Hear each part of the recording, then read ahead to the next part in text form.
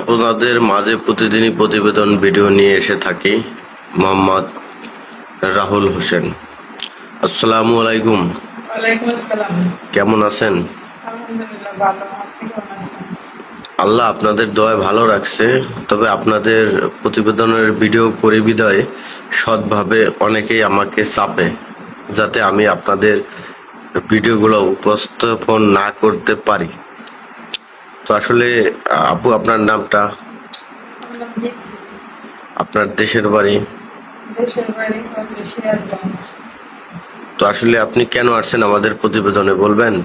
আসছি যে কোনো একটা কষ্ট নিয়ে মানুষ প্রতিবেদন আসবে। আমরা এরকম একটা কষ্ট পাইছি, তার জন্য কি কষ্ট পাইছেন বলেন একটু ভাঙ্গাইয়া। কষ্ট আমার বাবারে হারাইছি আমি, যে টাকার জন্য আমার বাবার জীবনটা বাঁচাইতে পারিনি। তো আমার ছোট ভাইটা আপনার খুব অসুস্থ, এখন ফ্যামিলিতে মা আছে, মা বয়স্ক লোক। ছোট ভাইয়ের জন্য কিছু সাহায্যের জন্য আসছে প্রতিবেদনে। হয়তো আমার বাবা থাকলে আমার এই পর্যন্ত আশা লাগতো না, তার জন্য। তো শুধু কি সাহায্যের জন্যই আসছেন, না আপনি আরো কিছু চাচ্ছেন সেটা বলেন? সেটা এখন চিন্তা ভাবনা নেই, আগে আমার ভাইয়ের জীবন বাঁচাবো, তারপরে চিন্তা ভাবনা করবো। তাহলে আমার ভাই স্যার, আমার এখানে আর কেউ নাই, আমার একটা মাত্র ভাই। হ্যাঁ বলেন। আমার এই ভাইয়ের জীবনটা বাঁচাবো, ভাইয়ের জীবন বাঁচাইতে যে সাহায্য করবে সেটা পরে দেখবো কি করা যায়। আমার মাটা খুব অসুস্থ, মাদের কিছু করতে পারতেছি না। আমি এদের সাইডে না পারতেছি, চাকরি বাকরি করতে না পারতেছি, এদেরকে সময় দিতে। পরিস্থিতিটা খুবই খারাপই আছি।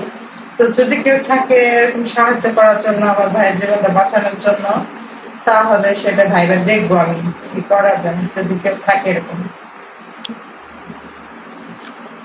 তো বলতে থাকেন, কেন সাহায্যতে কেন আসা লাগলে, কেন আগে কোথায় ছিলেন, কি করতেন?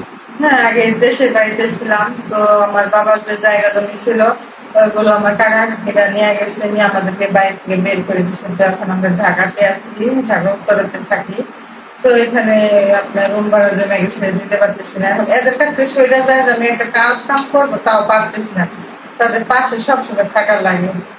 সবাই, মা অসুস্থ, ছোট ভাইটা খুব অসুস্থ, তার জন্য এদেরকে সাইডে যাইতে পারতেছি না। বাধ্য গতিকে এক ভাইয়ের মাধ্যমে প্রতিবেদন আসছি যে এখানে আসলে নাকি অনেক সাহায্য পাওয়া যায়। এখানে আসছি, দেখি দর্শকরা কি করে, সাহায্য যদি করে তাহলে তো ভালো হতো আমার জন্য।